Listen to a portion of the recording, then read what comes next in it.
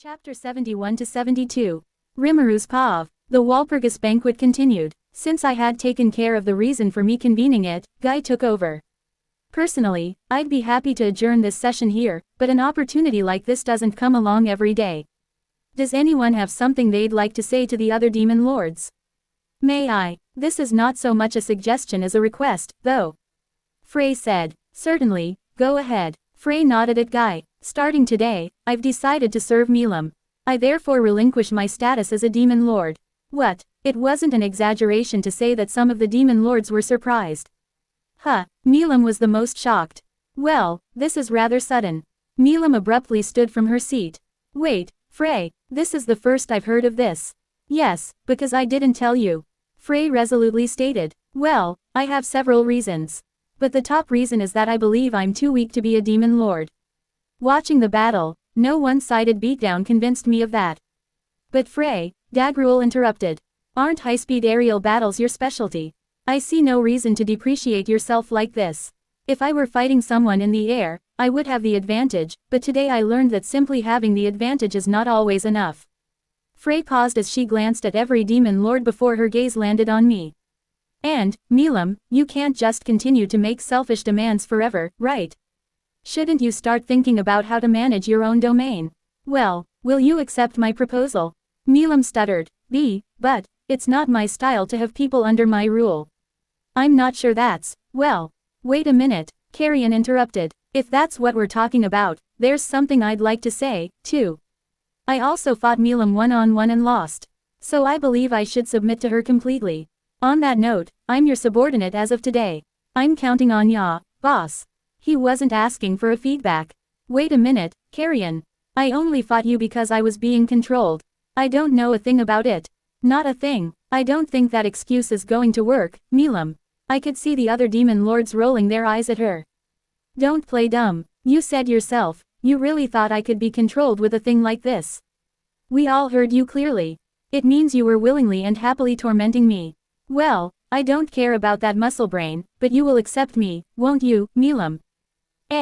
Are you saying this to try to trick me or something? I mean, if you're my subordinate, you wouldn't talk to me as a friend anymore, would you? And you wouldn't play with me or cook up naughty schemes with me anymore. Frey schooled her head. No, I'd be able to stay with you all the time, so we could do even more fun things together. Besides, Carrion complained, this is happening because you blew my entire damn country away. You're obligated to take care of us now. Carrion, do little details like that even matter? Milam retorted, it's not a little detail. One misstep, and I would have died. Oh, I can see Carrion is still mad about that. You don't have to worry, Carrion. The Beastkadirs and the people of your kingdom are all safe. I'll take responsibility and help you rebuild your nation. I took Clayman's Majin henchmen prisoner to make laborers of them for that purpose. I said, even after all these years, I still have to clean up for Little Nuke. Wait, are you serious? Carrion blinked in surprise for a second before he bowed his head. I really appreciate it, Rimuru-san. I swear that the animal kingdom will hereby spare no effort to assist your nation as a permanent ally. Well, as long as you also look after Milam for me, then it's okay. I said, Oi Rimuru, I'm not a kid anymore, you know. Milam pouted. Yet, I'm always cleaning up your messes. I retorted. Guy chuckled. Laborers, I see you thought that far ahead. I only smirked at Guy's words. After all, this isn't the first time I've had to clean up after Milam. It was always worse when Veldora joined her. Fine, just do whatever you want. Milam said, finally agreeing to have Frey and Carrion as her subordinates. Are you sure this is what you want? Guy asked. I did put a lot of thought into this. Of course, I'm not saying I'll no longer be the king of the animal kingdom. I just want to come up with a new order that puts Milam at the top. Carrion explained. Guy scoffed, looking disappointed. I quite liked you, you know. I had high hopes that given a few more centuries, you would awaken. Then he grinned at him. Very well, as of this moment, Frey and Carrion are no longer demon lords. As you wish, the two of you are free to serve Milam. Now the abdication was official, and nobody voiced any further complaints. I thought this would make the end of Walpurgis, but there was one problem left. Now that we're 8, do we have to choose another name for ourselves? Dino muttered. His words seemed to have generated a much greater reaction than expected. Yeah, the 11 great demon lords are now the 8 great demon lords. How unfortunate, Dagruel mumbled. As a matter of dignity, we shall have to come up with a new name. Why do you guys make it sound like it's a big deal? I asked. You wouldn't know, but we went through hell over that last time. Our numbers kept going up and down, and we had to hold so many darn councils to settle on a new name each time. Dino explained. You hold Walpurgis over mundane issue like that? I asked surprised. I only knew about the changing numbers, I didn't know they made it a hassle just to come up with names. It's times like these that make me happy that I didn't attend most Walpurgis banquet. Hey, how about the octagram? It means the 8-star demon lords. I commented. I wasn't going to waste my time here. Everyone readily accepted the name. I like it. That's a win. It's the coming of a new age.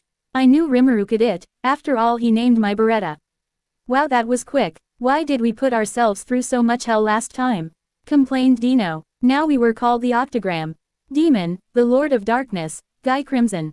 Demon, the Chaos Creator, Rimuru Tempest. Dragonoid, the Destroyer, Milam Nava. Pixie, Labyrinth Master, Romulus. Giant, the Earthquake, Dagruel. Vampire, the Bloody Lord, Roy Valentine. Fallen, the Sleeping Ruler, Dino. Demonoid, the Platinum Saber, Leon Cromwell. The first order of business was the distribution of domains. As expected, I was granted the entirety of the Great Jura Forest and Gistov. Milam got the unified domains of Carrion and Frey under her rule. Of course in name only. Carrion and Frey would be handling the day-to-day management, alongside the Dragon Faithful directly serving Milam. The rest of the demon lords saw no change in territorial land. Well, Guy had something to say about me claiming Gistov. Well, Rimuru, Guy's voice rang out, carrying an air of playful mockery laced with an undertone of deadly seriousness. You're not just content with the Jura Forest, huh? Now you're eyeing Gistov. That's quite an ambitious move, even for someone like you. I smiled. Well, it's a surprise for Milam. Don't worry yourself. Surprise for Milam? He asked. Surprise for me? Milam as well asked. I'll explain later. Once we settled for the name Octagram, Misery prepared an extravagant meal for us all. Turns out her kitchen skills aren't that bad. Some of the demon lords had left, leaving only 6 of us, me, Guy, Milam, Romulus, Dino and Dagruel. Luminous. And Leon left immediately after the meeting ended.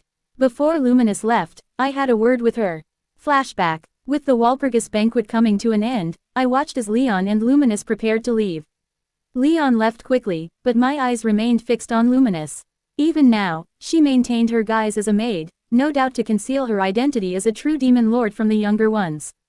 It was clever, I had to admit, but I wasn't in the mood to appreciate her theatrics. Luminous, I called out, my voice calm but carrying an edge. She stopped in her tracks, turning to face me. Gunter and Roy, her loyal subordinates, immediately stepped forward, putting themselves between us as though they could stop me if I really wanted to do something.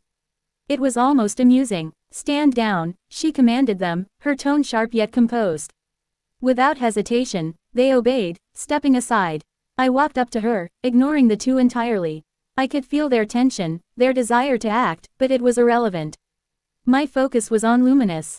Standing before her, I kept my tone cold and unwavering. Do you know why you're alive? Why Lubelius still exists? She opened her mouth, but before she could speak, I continued.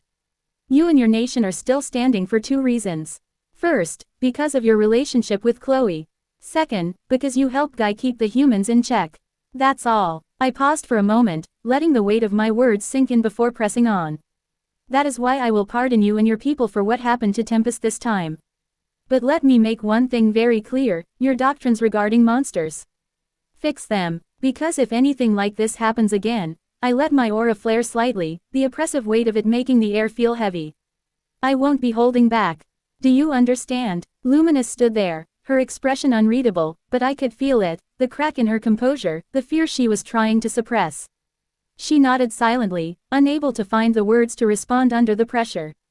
Satisfied, I withdrew my presence, the tension in the room easing immediately. Without another glance at her or her subordinates, I turned and walked away, heading back to my seat. Luminous may have her pride, but I needed her to understand, this was her only warning. Flashback ends. Currently, the rest of us were savoring the meal Misery had prepared.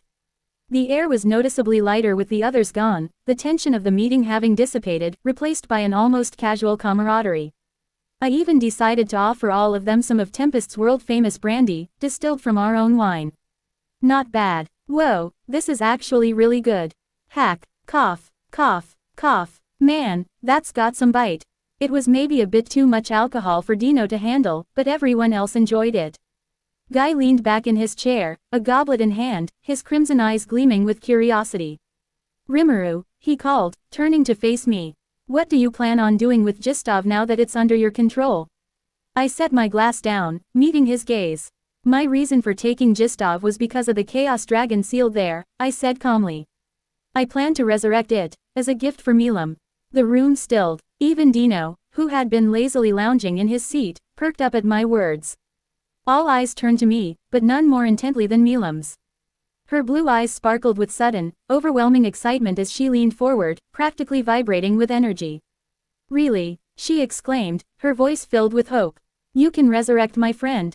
Guy's expression shifted, his usual smirk replaced by genuine intrigue. That's quite the bold claim, Rimuru. The Chaos Dragon's soul is gone, completely dissipated. Its essence has fragmented and scattered across the world. How do you intend to bring it back? I smiled faintly, already anticipating the disbelief. It's true that the original soul is gone, I began, but I've created a pseudo-soul that can serve as a foundation. Using the remnants of the Chaos Dragon's body and what traces of its essence I can gather, I can bring it back. It won't be exactly the same as it was before, but it will be the elemental dragon nonetheless. Dagruel let out a hearty laugh, the deep sound echoing through the room. Ha, leave it to Rimuru to pull off something so absurd. You never fail to surprise me. Ramirez, perched on the edge of her chair, clapped her hands together. I'm convinced now, there's nothing you can't do, Rimuru. You're like a walking miracle. Milam, unable to contain her excitement, jumped to her feet. When? She asked, practically shouting. When will you do it? Can I be there? I have to be there. I chuckled at her enthusiasm. I'll need to take care of a few things first, I said. But when the time comes, I'll let you know. Of course, I'll invite you. It wouldn't be right to resurrect your friend without you there. Milam's face lit up with a smile so bright it could have illuminated the entire hall. Yay, I can't wait. The room's atmosphere grew lighter, the tension completely gone. Even Guy seemed content, sipping his drink with a knowing smirk. You really are full of surprises, Rimuru, Guy said, his tone amused. With that, the conversation shifted, and we returned to enjoying the meal. Soon after, Dagruel and Dino left, making the atmosphere grow quieter, leaving only Guy, Milam, Ramirez, and myself in the grand hall. Misery had silently cleared away the remnants of the meal, allowing us to relax as the conversation shifted to new topics. Guy leaned back in his chair, swirling a goblet of wine in his hand as his sharp crimson eyes locked onto me. So, Rimuru, he began, his tone casual but probing, what exactly do you plan to do with your nation, Tempest? The balance of power has shifted drastically with you building a nation of your own. I raised an eyebrow at his question, taking a sip of my drink before responding. What are you talking about? I have every right to build a nation if I want to. Milam has a nation of her own, doesn't she? Guy chuckled, shaking his head. It's different with you, Rimuru. You're not just some run-of-the-mill demon lord. You're a primordial, one of, if not the most feared and powerful primordial demon. Your existence alone is a magnet for chaos, and building a nation is like throwing fuel on the fire. The upheaval that will follow is going to give me one hell of a headache. I couldn't help but laugh at his words, a soft chuckle escaping me. You're worrying over nothing, Guy. In fact, I'd say I'm actually helping you. Guy raised an eyebrow at that, clearly intrigued. Oh, do explain. Setting my glass down, I leaned back in my chair, my voice calm and steady. It has to do with the proposal I discussed with you earlier. Tempest is growing rapidly, so much so that it's becoming a hotspot. Economically and politically, it's on track to become one of the most powerful nations in the world. I plan to use that power to control humanity's activities, much like how Luminous uses religion to keep them in line. That got Guy's attention, and even Milam and Ramirez perked up, though their expressions showed they were already struggling to follow. I continued, I've already set the stage. My demons have stirred up chaos in the world to remind humanity of the power they're dealing with. This makes them realize just how much influence I wield. At the same time, I've once again opened Tempest for trade and business with any nation that shows interest. It's simple, nations will flock to Tempest for protection because of my power and influence. They'll seek my favor while making sure not to provoke me. If humanity ever crosses the line, starting wars, disrupting the balance, then you, as the mediator, can step in and punish them as you see fit. I smirked, meeting Guy's gaze. Think of it like this. I'm the good cop, and you're the bad cop. Guy frowned, tilting his head slightly. Good cop, bad cop. What does that even mean? I chuckled. Don't worry about it. The point is, by working together, we can keep humanity in check. They'll fear us, but be able to turn to me for protection, knowing I'm the only thing standing between them and your wrath. It's the perfect system. Guy leaned forward, his expression thoughtful. I see your point. It's not a bad idea, actually. I grinned. Of course it's a good idea. Look, there's no way to completely eliminate corruption, greed, or war from humanity. But we can control it. You've been acting as a mediator for ages, using fear to keep humanity in line, but even you can't stop them from waging small wars or causing destruction. Fear alone isn't enough. That's where I come in. I offer them an alternative. Order, structure, and a safe haven in Tempest. As Guy nodded, clearly mulling over my words, Milam and Ramirez exchanged confused glances. Ramirez scratched her head, her small face scrunching up in concentration. Milam, do you get what they're saying? Milam shook her head, looking equally lost. Not a clue. Ramirez puffed out her chest, suddenly adopting a smug expression. Of course, I understand. Obviously, my presence in Tempest is what makes Rimuru plan work. I'm a feared demon lord, after all. Milam blinked, tilting her head. Wait, what do you mean? What does your presence have to do with anything? Ramirez snickered, clearly enjoying herself. Haven't you heard? I'm a resident of Tempest now. I'm going to be living with Rimuru, Veldora, and the others. Milam's jaw dropped. What? That's so unfair. I want to live in Tempest too. Ramirez stuck her tongue out playfully, flying around the room to avoid Milam's grasp. Too bad. You've got your own place, Milam. You don't get to live in Tempest. Milam stomped her foot, pouting as she chased after Ramirez. Rimuru, that's not fair. I want to live in Tempest too. I sighed, rubbing my temples as I turned to her. Milam, you can't do that. You're the queen of a massive nation now, yours, Fry's, and Carrion's territories combined. You have responsibilities. Milam puffed out her cheeks. But what if my nation becomes a vassal of Tempest? I shook my head firmly. That's not happening. Carrion and Frey are your subordinates now. Do you really think they'd be happy with that arrangement? Milam groaned, crossing her arms and sulking. Fine, but it's still unfair. Guy smirked at the exchange, sipping his drink. It's hard being popular, Rimuru. I shrugged, a small smile tugging at my lips. It's a blessing and a curse. Rimuru's pav. It had been, to say the least, an eventful 24 hours. Walpurgis began at the stroke of midnight. By the time we wrapped it up, it was already early afternoon the next day. In a flash, I was back at Tempest. Xian walked behind me with her usual aura of quiet confidence, while Chiron trailed alongside her, stoic as ever. And then there was Ramirez. I'm so tired, she groaned for what felt like the 100th time, lazily floating above the ground. Her entourage, Beretta and Trainee, trailed dutifully behind her, looking as calm and composed as ever. I glanced at her, deadpan. Tired, really? You literally did nothing the entire time. Ramirez puffed out her cheeks indignantly and flailed her tiny fists at me.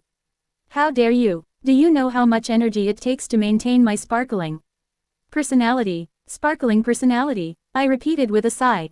Yeah, sure, let's call it that. We went back and forth like that for most of the journey, with Xian chuckling at our banter and Chiron hiding what I was sure was an amused smirk.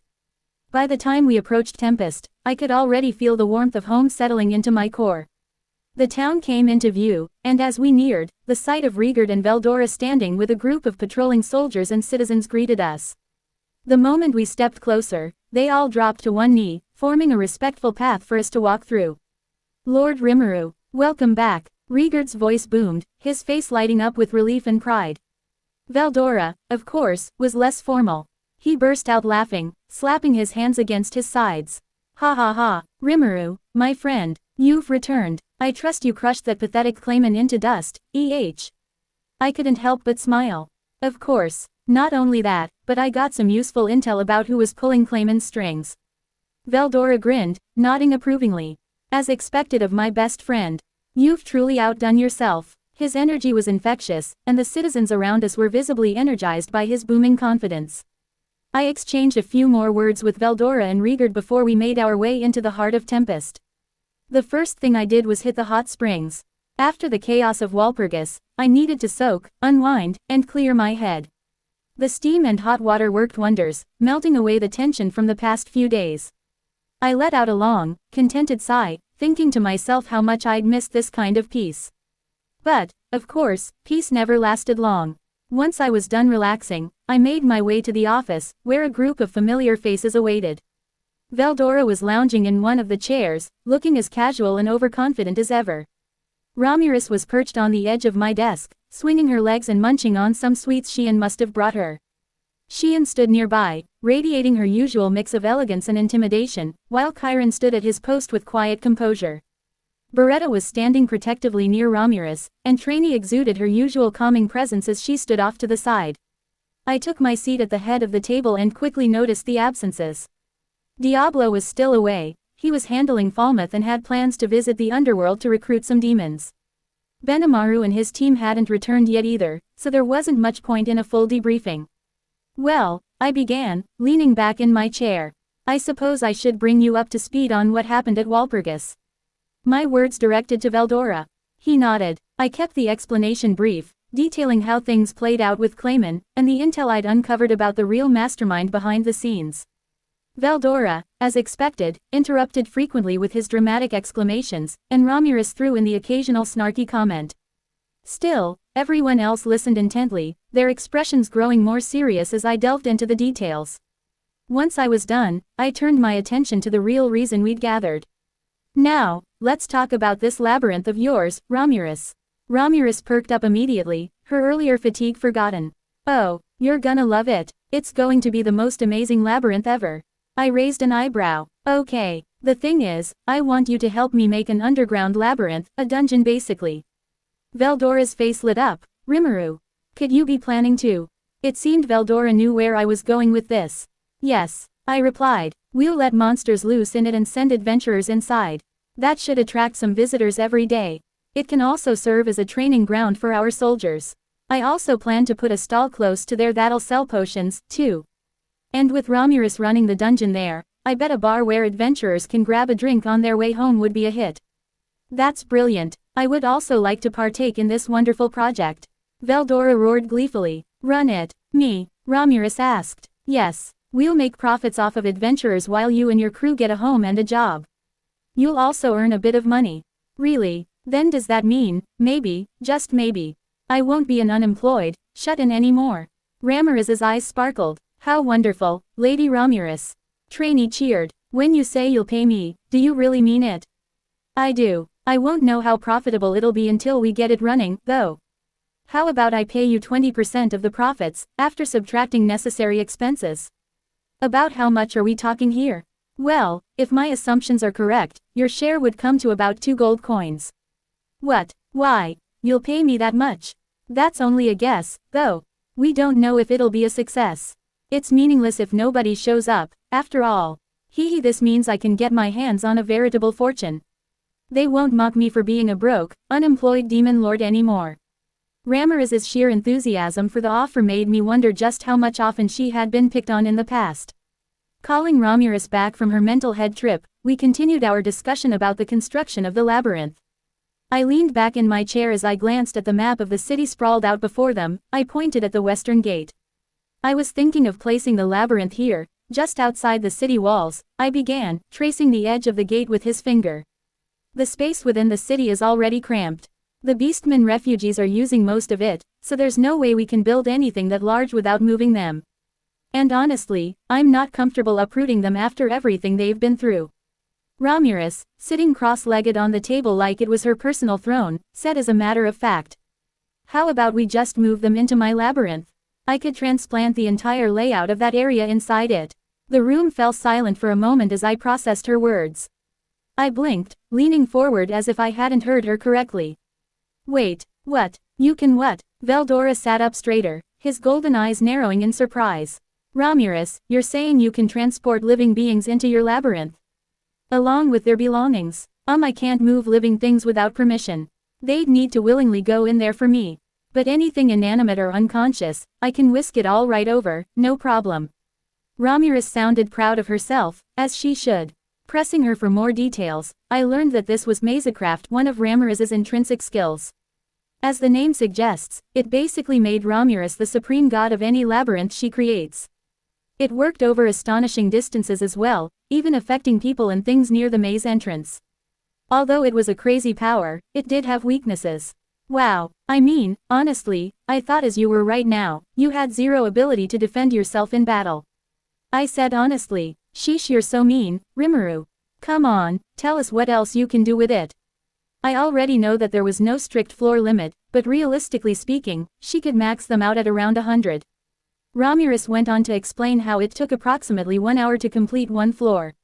She could also change the entire structure of a floor in about an hour. Although floors could not be re-edited for 24 hours after the last revamping. She also could make something, plants or other organic matter out of nothing. It was also simple enough to rearrange the labyrinth's floor order. The most shocking part, however, was the fact that Romulus could resurrect anyone that dies in her labyrinth. It's the reason why she needs the permission of living things. Excellent, that's wonderful, Romulus, I praised. What a busted skill. Really, you mean it? I'm really that great, aren't I? I chuckled. Yeah, well, with that settled, I guess we have ourselves a deal. I'll be counting on you. It's no problem, but I do have to ask. Romulus said. What? I'm just wondering, how do you plan to expand the number of monsters in there? Are you going to catch them somewhere? Her question made sense. It'd take a lot of monsters to fill 100 levels. I thought about it for a second, my gaze suddenly landed on Veldora. A smile graced my face as an idea popped into my head. Veldora's massive frame tensed as a strange chill ran down his spine. His usual confident posture faltered for a moment as he noticed me staring at him with a sly smile plastered on my face. The dragon's golden eyes narrowed, and he shifted uneasily. Oi, Rimuru, what's with that smirk? Veldora rumbled, his voice carrying both suspicion and a hint of nervousness. You always get that look when you're scheming something devious. My smile widened slightly. My lack of immediate response only deepened Veldora's unease, and the mighty dragon found himself involuntarily stepping back. Come on, out with it, Veldora demanded, trying to sound stern but failing to mask the underlying anxiety. What are you up to this time? My gaze lingered on Veldora as a spark of mischief danced in my eyes. Oi Veldora, don't you think an ordinary dungeon wouldn't be any fun, right? Every great dungeon needs a powerful last boss. Someone truly terrifying to rule over the 100th floor, a king among monsters. Veldora, initially lounging with his usual carefree attitude, suddenly stiffened. His golden eyes narrowed in suspicion, catching on to my implications. Wait a second, Rimuru. Are you? Before Veldora could finish, I smoothly interrupted, my voice calm yet persuasive. A door to Ramorez's main residence, the dwelling of spirits, will be installed on the 100th floor. I'm thinking that door will need the strongest guardian we can find. Do you not agree, Veldora-kun? I see, you want the venerable storm dragon, to be that guardian. I answered, yes, and if you accept this task there's another benefit. You could release your aura whenever you want to. What, really? I smirked, this guy is so easy. That's right, within the labyrinth, you don't have to restrain your aura. You can even assume your dragon form if you want. It would be perfect, am I right Romulus? I shot a meaningful glance at Romulus, silently urging her to join in. Romulus, catching on quickly, flitted over to Veldora with a wide grin. He's right, you know. You're the strongest, master. The labyrinth needs someone of your caliber as its king. I mean, who else could possibly live up to that title? Veldora's chest puffed up at the flattery, and he stood abruptly, his aura radiating pride and enthusiasm. HMPH, you've done well to recognize my greatness, Rimuru. Truly, it's the perfect role for me. His booming laughter filled the room as he crossed his arms, already envisioning himself as the almighty ruler of the dungeon. I let out a subtle sigh of relief, inwardly marveling at how easy it was to manipulate Veldora's ego. As Veldora continued to revel in his newfound role, I leaned back, satisfied that my plan had worked perfectly. Romulus, meanwhile, clapped her hands together excitedly. With the king of the dungeon now secured, the project was well on its way to becoming a reality. I couldn't help but inwardly snicker. Hey, too easy. I can't believe he fell for that. He truly lives up to his nickname, Gulladora.